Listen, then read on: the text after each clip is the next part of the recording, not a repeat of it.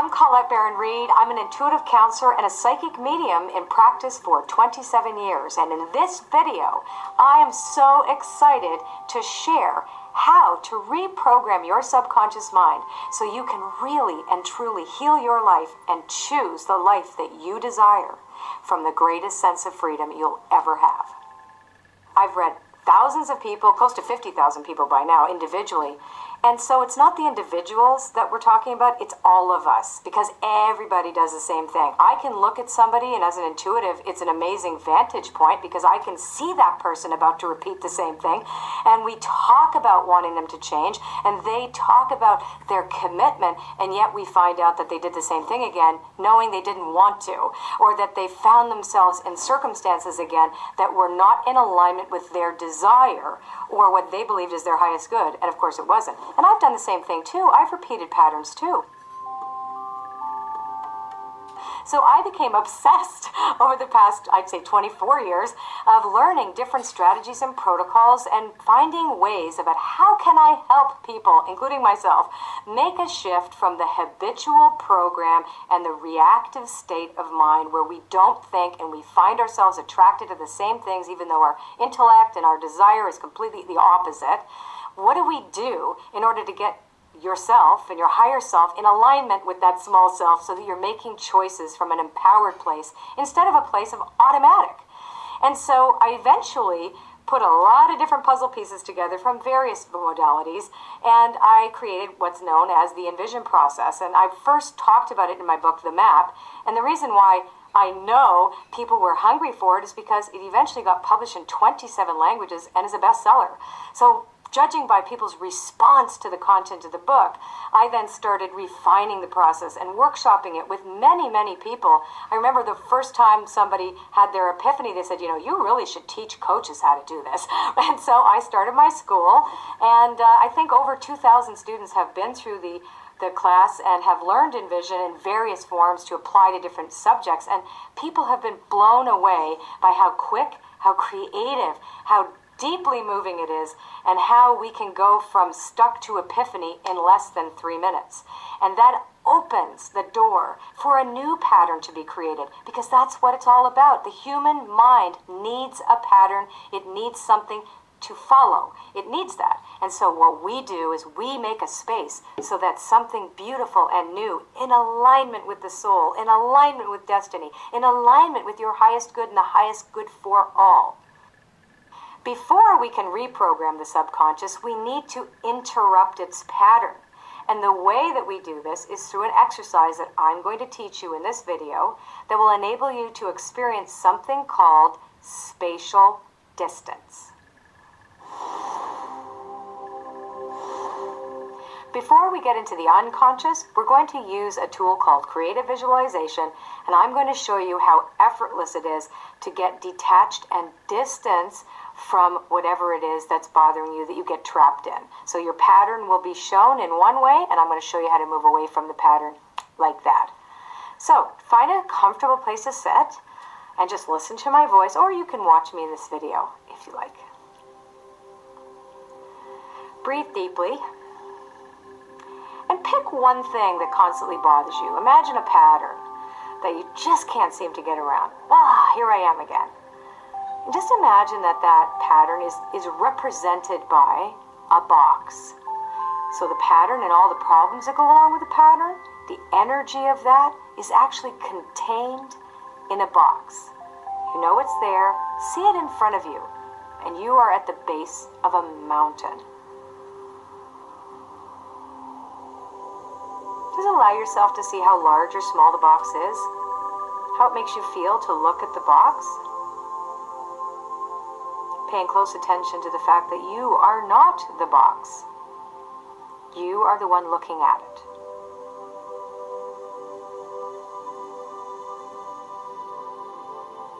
Now in this, you're going to notice that sense of, it's over there, even though it's still in close proximity to you, and you feel like you can't really get away from it.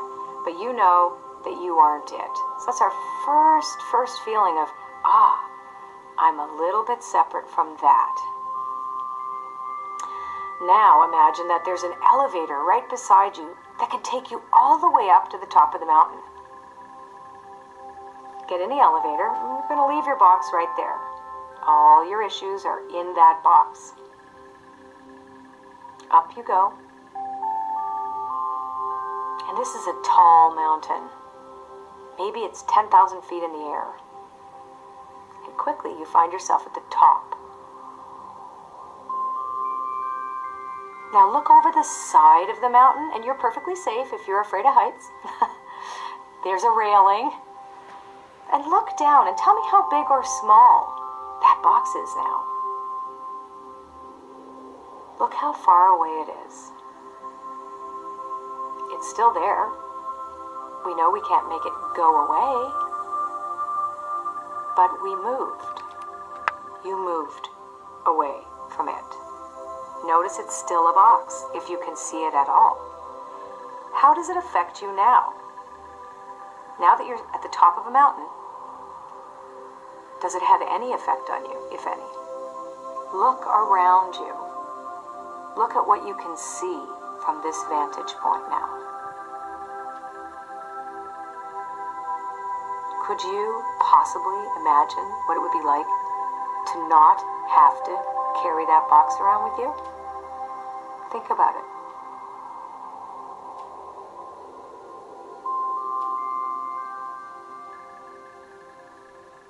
And open your eyes.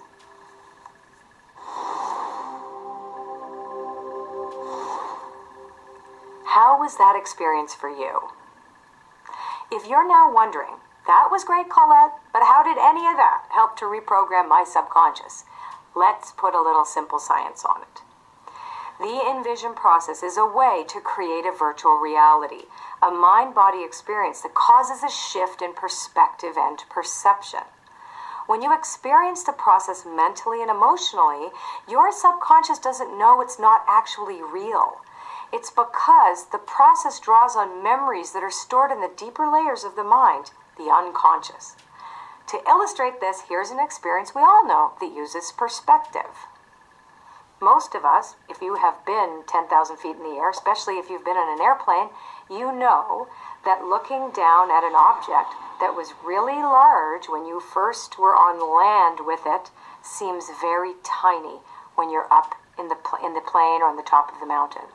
So what seems to be impossible for us to handle when we're right beside it, even though we started with a box and we knew we were a little distance from it, we were not the box, but still it had an influence on us when we were in close proximity to it. But when you're far away, you're far away. And a whole other realm of possibility is open to us when we are not so close to the issue. We can choose something else. So what does this have to do with reprogramming the subconscious? Let's start by first thinking about the box. When we are feeling a certain way, when we are triggered into a pattern, we are in our minds and in our body. We identify with it. We usually say, I am angry, or I'm here again. It's an internal experience. So it's very hard to separate from something we perceive as happening to us. We have no power to change it in that moment. We cannot think our way out of it. Why? Because the experience is in us. Now, if we take this visually and see that those very same things, those feelings, those thoughts, those beliefs are now contained in a box. If you allow the imagination to bring you to that place of I am not the box is over there, it immediately relieves you of the pattern that the subconscious is looking to reinforce. And another amazing thing is that there is a hormone cascade that goes along with this too. When we are in a pattern that we don't want, we're in stress. Our bodies are filled with cortisol.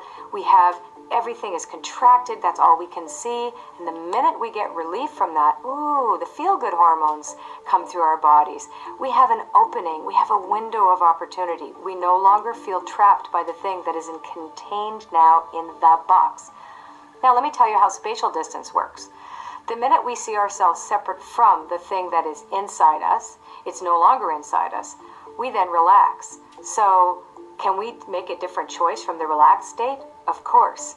We would not do the same thing as we would if we were ruled by what was inside the box. When that's in us, we are behaving in a certain way that we are programmed to do. We think a certain way, we behave a certain way, our bodies feel a certain way, the hormones are a certain way. Everything is set up to repeat. As soon as we detach from that, we contain it, we can do something else. We no longer choose from the same place. We have choice. We have the ability to go, I don't need to be here. Here's another example of how to understand how this virtual reality experience works. If your focus is on the box, and that's what draws your attention, you only have so much of the periphery around you to see.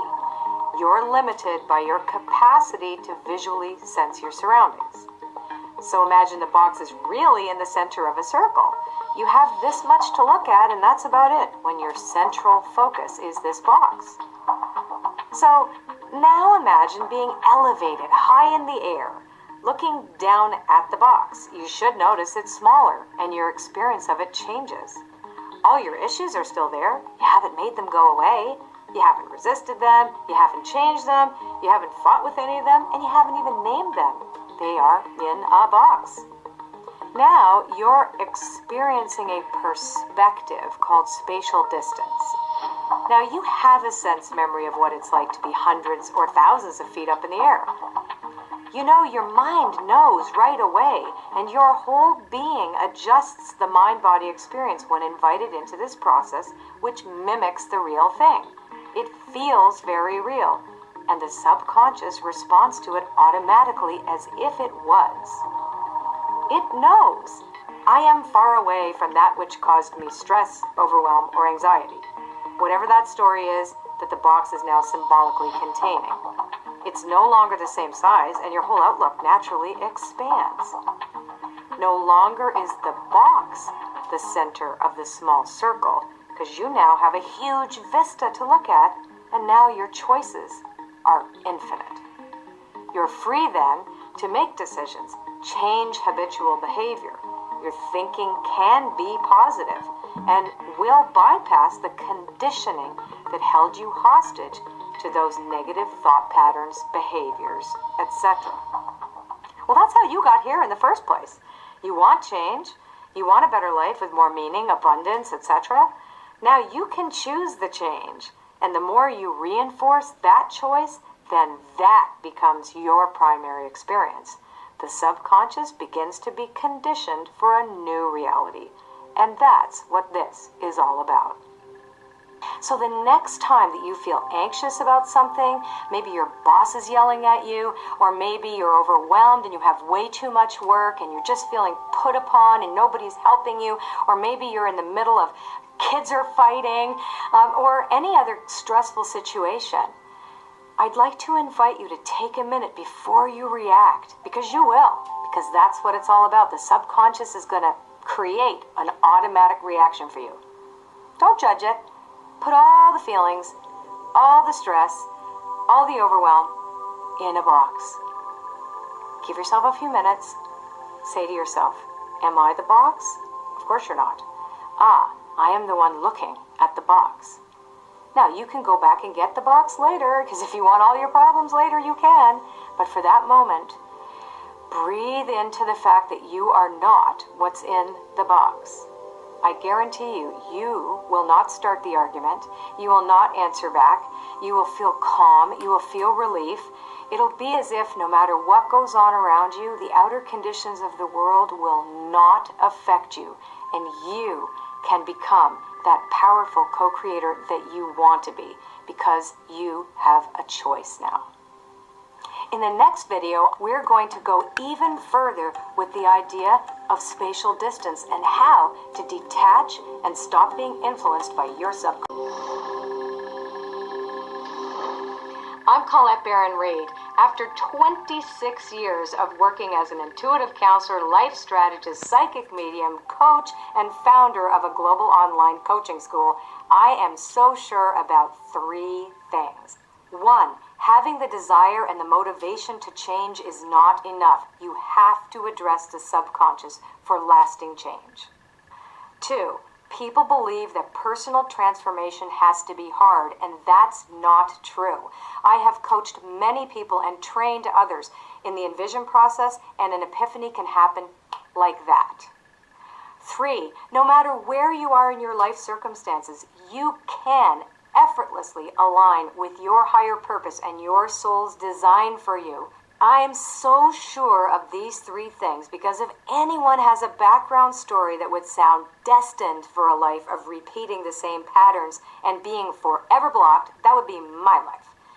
But when you learn the envision process, you'll discover that what makes it so powerful is that by using it to reprogram our subconscious, we're no longer controlled by the old patterns and we stop running on autopilot. So through all my experience helping people transform their lives, I think the best word that describes the moment when you recognize you're on autopilot or when you see your patterns at work is epiphany. The epiphany happens when you're able to observe yourself from the outside. You see yourself from a whole new perspective, and with that new perspective, you gain instant insights into why things are the way they are, and you also gain access to a greater vision of how you can make them different. You have a big, giant aha. No one hands it to you or teaches it to you intellectually. You experience an epiphany personally, and it has the power to change you in that moment.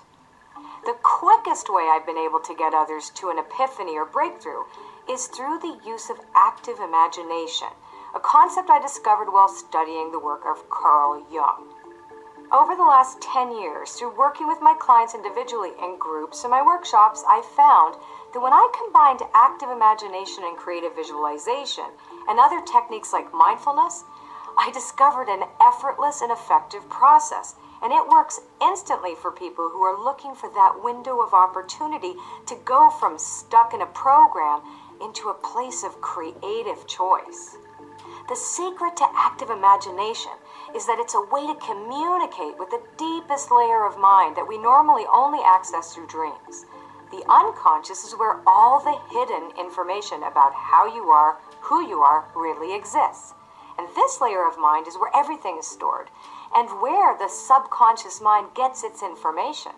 So bypassing the actual program by diving into the deeper layer of it is where all the magic is.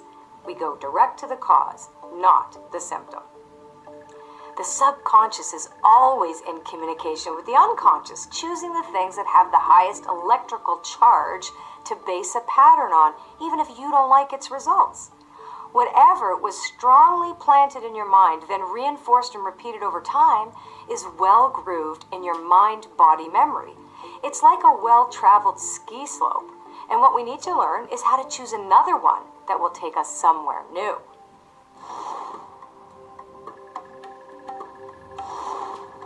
The way the landscape and the entire envision process works is that it uses symbolic imagery that your subconscious will instantly understand. And then, step by step, the process walks it away from its current reactive program towards a place of neutrality, where it can learn a new program by quickly moving you from feeling your emotions to observing them.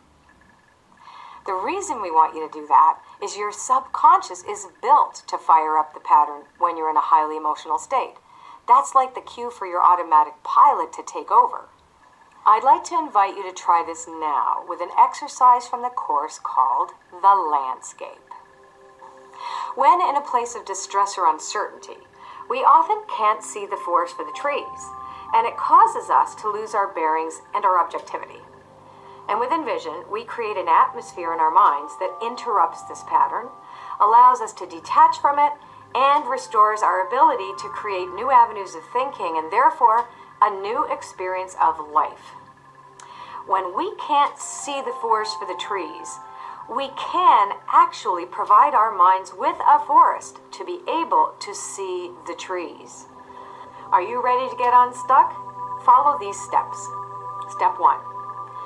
Prior to beginning this exercise, choose an uncomfortable emotion or situation that you'd like to shift.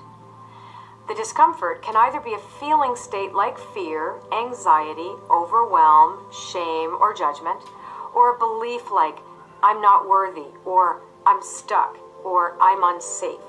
Choose whatever you'd most like to shift. 2. Find a comfortable place to practice. Then take a few deep breaths and center into your body.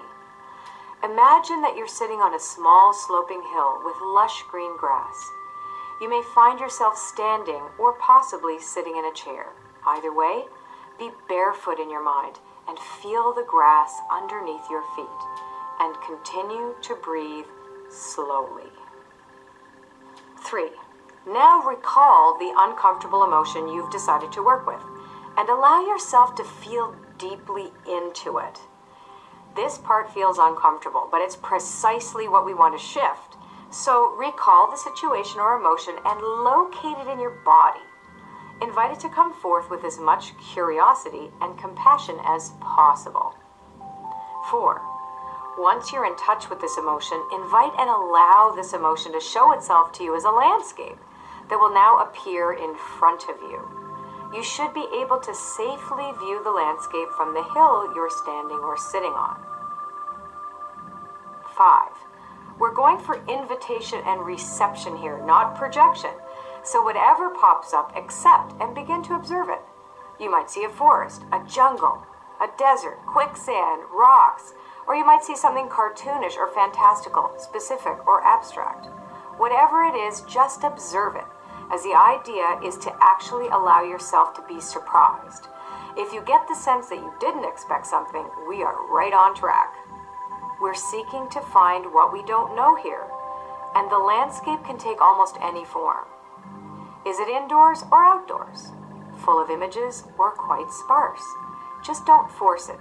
Images or the sense of something will often appear in the periphery, on the outer edges of your focused awareness, and the act of trying to see something can actually get in your way. So just connect with the feeling, breathe, and simply allow. We welcome any communication, and there's no incorrect way to receive what needs to come through. You may get flashes of images that don't stay, or if you're not a visual person, you may simply sense a few things, get an idea or an impression, and those work too. Pay attention and describe whatever grabs your greatest attention, making note of anything you experience, even if it's blank space, as everything, even emptiness, is meaningful. 6. Now that you see or sense a place, begin to describe it by noticing the sights, sounds, shapes, colors, impressions, etc. that are present here. And as you're able to describe the landscape and see it outside of you, stop to notice that you are not the landscape. You're observing it. This means you are not your emotional state. You're simply observing your feelings from a neutral place on the side of a hill. Can you feel how profound this awareness is? 7. Feel the immediate relief that occurs as you experience this detachment. Breathe it in. Recognize how quick and easy it was to move into a detached internal space. As you observe, begin to recognize that the place presenting itself to you isn't a personal characteristic of you, but an internal state of being that you've recently inhabited, but are now observing. You have now become detached from your feeling state and have become instead the observer of your feeling state. Even if for some reason you found yourself in the landscape and not observing from the hill, you are still in the landscape but not the landscape itself. 8. Take a few moments to really connect with the fact that you are indeed the observer of your emotion, and not the emotion itself. Fully allow the recognition of relief that this brings. 9. You're now free to walk down and explore this landscape and discover any interesting details about the landscape that may inform your understanding of this emotional state. What's the terrain like? What colors do you see? What's the climate like? Are there animals? Simply note all the details. 10. Whether you are in the landscape or on the hill, now turn around. What's the view behind you? What do you see from this new perspective? How does this add to your understanding of the emotional state it represents? 11. When you have sufficiently explored the landscape or are simply ready to leave, call in a winged creature. When the winged creature arrives, it will most likely take the form of a bird, but any winged creature will do. 12. Once the winged creature arrives, note the species and color. Even if you're unfamiliar with species of birds, you may simply get the impression, I think it's an eagle, or a robin, or a bee.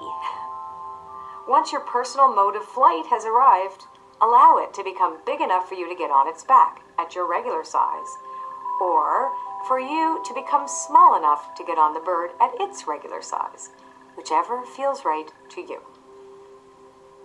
13. Either way, climb on its back and soar up into the clear blue sky. Feel the additional relief, detachment, and neutrality that comes with this. 14. Look over the side and view the landscape from above. Is it bigger or smaller than you thought? What surrounds the landscape? Is there an edge or a border? Take a few notes from your perspective up here. How does your emotional state look to you from up here at a distance? Feel the relief perspective brings. We will end the process with you in the clear blue sky, feeling relief and noting all the images you received. Take time to journal about your experience and answer the questions that follow at the end of the lesson. Most importantly, affirm that you are not your story, emotion, or state of mind, and that you now have the ability to detach from it and observe with curiosity any information it might be providing you.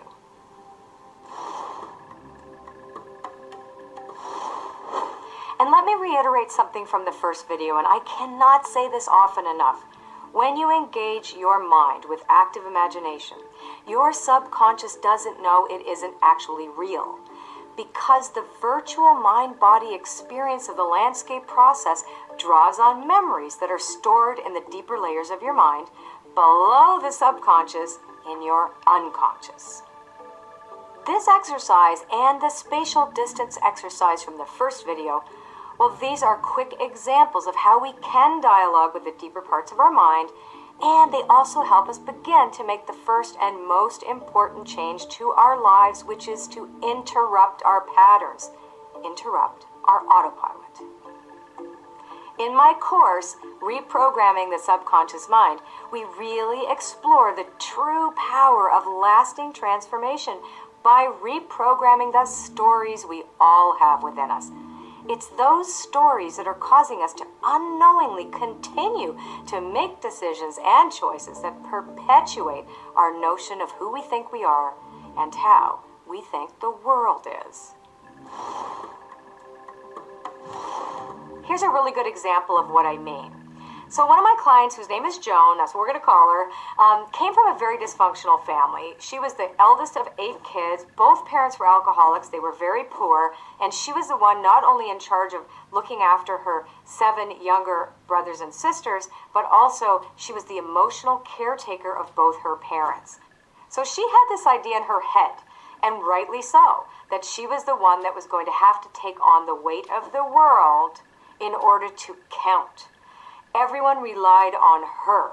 Now, she left that family relatively early, deciding, I am never going to be like that. I am going to make something of myself, and became this hugely successful executive. But one thing she took with her, the story that she was always going to be the only one to meet her needs. No one was going to help her. She would never be parented, if you will, or helped in any way, because that was her original story when she was a kid.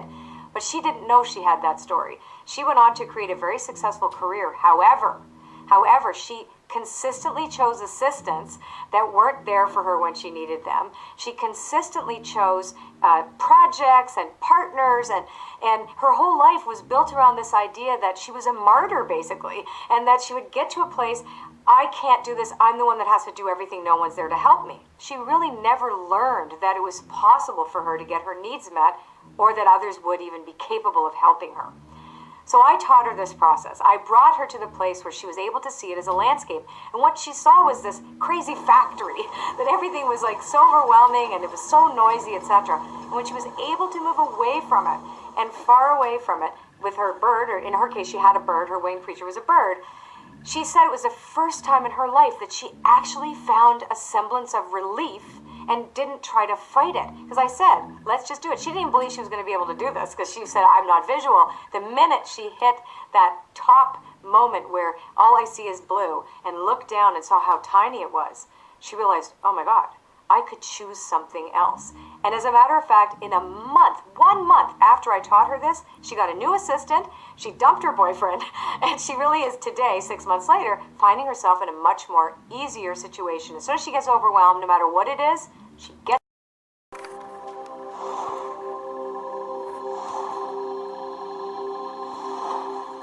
Getting to share the Envision process is such a huge treat for me because helping others make the kinds of breakthroughs that lead to real epiphanies and transformation is what I love the most. So thank you for watching these videos, and a huge thank you to everyone who has shared their experience with me.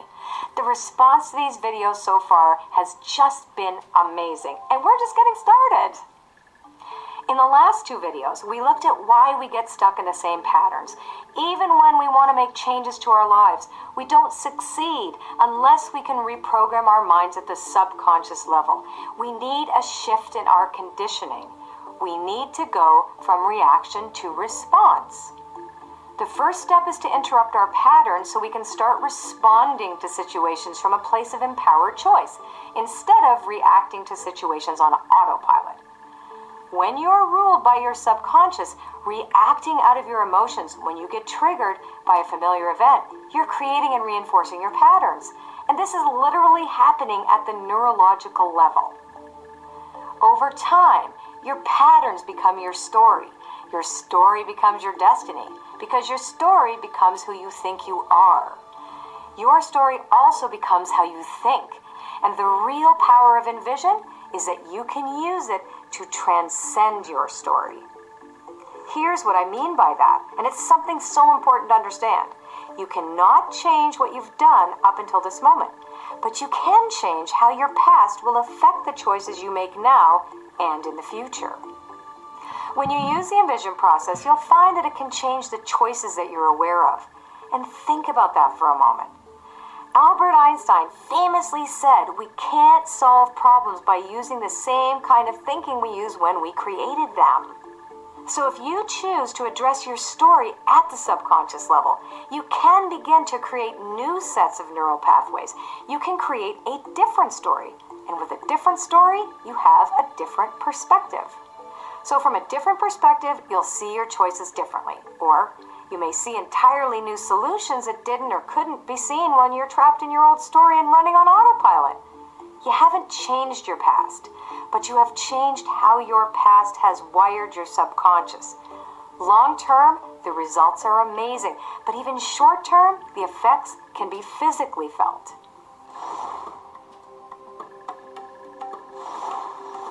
We all have some kind of monster that we're afraid of. It could be that we'll run out of money, that we won't find love, that we're unworthy. Fear drives so many of the patterns that keep us from moving forward and keep us stuck going round and round in circles. So in order for us to be free to create the life we want, we need to find a way to shift from program to freedom. I've had some amazing results with some really tough cases. One, I think we can all relate to, has to do with a repetitive pattern of fear. And it's a great story about a little boy and a monster. And it completely illustrates what's possible when using the Envision process to reprogram the subconscious. One of my students has a son who was terrified of going to bed. He was afraid that as soon as he would close his eyes, he would see a monster.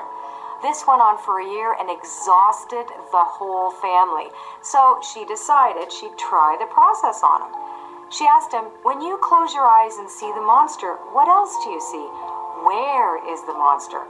So he said, he's in a scary forest. And then when she asked him to call in a bird, he saw Mother Goose. So she said, get on her back and fly high into the sky. How big is the monster now if you look down from her back? Well, he said, it's really tiny. So they practiced this every night for a couple of weeks until he could do it on his own. And it worked like a charm. And that was the end of the monster. Although this illustrates a child's fear, it's important to note that most of our programs begin in childhood. And most of the time, we have no clue where they began. And this is what's so important about Envision. We bypass the story altogether. We don't analyze, we visualize. And we go straight to the emotion and learn how to get distance from it and instant relief. Another really tough case was Bob, who was probably the last person you'd expect to try something that couldn't be put into a spreadsheet. And when I first met him, he didn't even believe he had a visual imagination. The story that Bob needed to overcome was a pattern of blowing up inappropriately. He had anger issues triggered by sarcasm, and he needed to shift that story immediately because the biggest deal of his life, the sale of his company, depended on him learning how to not be triggered when dealing with the man he was selling his company to. Now, Bob had a very domineering father. He abused Bob in a way that was, too difficult even to talk about. So he grew up with an issue around sarcastic men. He did not like them, they triggered him, and he would go into a rage. He'd been like that for years. Anybody with a sarcastic sense of humor, he would just go ballistic. And he came to me because he knew, his partners knew, that he was going to screw up a business deal when he was about to sell his company because the man he was selling the company to was very sarcastic and reminded him of his dad. So he talked to me very candidly about this, like, I don't know what to do because I know I'm going to blow it if this guy says X, Y, or Z. So I said, let's just try this exercise. So I showed him what his anger looked like. I said, tell me what your landscape looked like. And he saw this volcano, and it was black and oozing and whatever. And I say, so, are you in the volcano? He said, no, I'm outside the volcano. I said, great, let's move back a few steps. What if there was a wall around the volcano? So we had to really work with this because this guy was volatile. It was no surprise that he picked up volcano. So we got him to a place where he was far enough away where he realized, wait a sec, I'm not being harmed by this. I am watching this. It's not really affecting me, but it's still not enough. So I invited him in to call in a winged creature. This man, believe it or not, called in a bumblebee, and he didn't know how to get on the back of the bumblebee. So I suggested to him, okay, well, either make the bumblebee large enough or you'll get small enough. And so he got this bumblebee to be huge. He got on the bumblebee's back. He said it was the best experience of his whole life, and he called the bumblebee Norman. And so he called me from China when he sold his business to tell me that he was on Norman's back the entire time and his partners could not believe how zen he was for the entire time when the man was being totally sarcastic with him and trying to pull a number on him to get the price of the company down. And he said he was so shocked and his partners were wondering if he had taken a pill before he went. It was astounding. He was so happy and now he does it all the time. So these are two great examples of how the landscape process has created breakthroughs just by interrupting the pattern. But for most people, the real results show up once they've learned the entire process. Tammy is a perfect example of this. She did the landscape exercise quite a few times and found a lot of relief from her emotional experience. But she had a persistent story of being unworthy, of feeling bad about herself, and she couldn't quite get past that or around that. Tammy's story of unworthiness made it very difficult for her to trust other people. She consistently attracted and chose partners that were unavailable, friends that would betray her. The story was very complicated. Once she learned this process and started to apply it on a daily basis, her whole thinking shifted. And all of a sudden, she was no longer attracted to the same things. Her sense of dignity and self-esteem rose. And what ends up happening? Well, she ends up with a beautiful, beautiful relationship that she might not have been able to have had she not changed this pattern.